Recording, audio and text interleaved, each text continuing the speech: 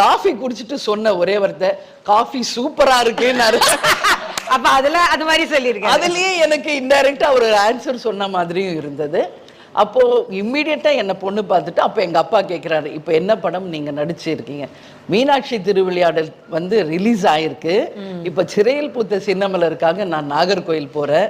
அது போயிட்டு வந்தவுடனே புலன் விசாரணை என்ற திரைப்படத்திற்காக நான் பாம்பே செல்கிறேன். போய் வந்தவுடனே நிச்சயதார்த்தம் அப்படின்னு சொன்னாங்க.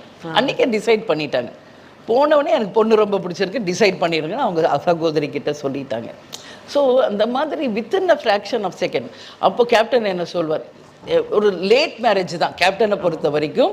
அவ்வளோ சீக்கிரம் கல்யாணம் ஆகலை. ஏன்னா எங்கள் மாமா அத்தை இல்லை, கேப்டன் 1 வயது குழந்தையாக இருப்பது அவங்க அம்மாவை இழந்துட்டார்.